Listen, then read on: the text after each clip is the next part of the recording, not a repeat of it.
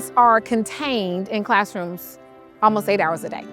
Them being able to interact with actual sites gives them an experience that they cannot get in a classroom. So it brings the abstract to a more concrete place for them. And what I found when I talk to my students is it leaves core memories for you that will forever push you to additional learning. So I know my students are going to visit the archives and they're going to visit Freedom Park and bring their families. Did you all learn about microforms and microfiche? It's very rare that researchers have us pull these out, so I was really excited to pull these out. These are things that we have access to as North Carolinians. We are to be good stewards of those things, and part of that stewardship is visiting and utilizing the resources. So Freedom Park is only about 2 years old, and it was created because people in North Carolina wanted to see a space in downtown Raleigh that really celebrated or acknowledged African American history in North Carolina. And you can see this is kind of where it all started for the connection between Africa and the Americas. It starts to make more sense.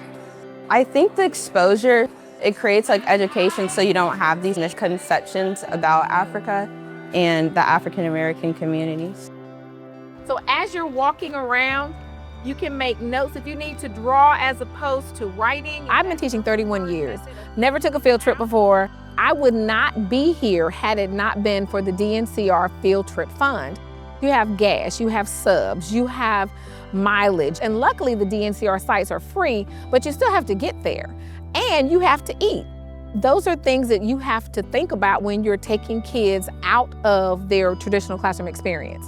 But the simple process for applying for a field trip fund on the DNCR website will give you the opportunity to bring your students to places like the Freedom Park, places like the North Carolina Museum of Art. And the people who work there are so excited to love on teachers. They will help walk you through how to make this visit more inspiring for your students, how to make this something that is standards-based. Well, are you just taking a field trip? Oh no, honey, we are learning on this field trip. It is an object that is created for a dance. Everyone say egungun. So egungun means powers concealed. This object is a communal object and is created and added to generation by generation, specifically for ancestral veneration. There are maybe insects, bugs, and even celestial objects, representation and symbols on this ensemble. We're studying the origins of the African diaspora. We saw artwork and we saw sculptures that tied directly to what they were studying. That is invaluable. And all you have to do is go to the website, fill out the form, and you will be able to give your children something that no amount of money could give them. This is created by an artist named Pa Joe. This is Elmina Castle that exists on the coast of Africa, an economic center with trade goods, herbs, spices, metal, and people. This is a replica of one of the buildings where those individuals were stored before they were loaded onto ships. I think these field trips are good for students because it shows all the history behind everything that we learned in school, and it shows the culture, things like music, art. It's important to see these things. The most impactful thing that I saw in the museum was the castle at the end, seeing that those people, they just never got to live their normal lives because they were just people, they were kidnapped and taken from their homes. And so I want to center for us that people were taken, not things. And we have been enriched because of them.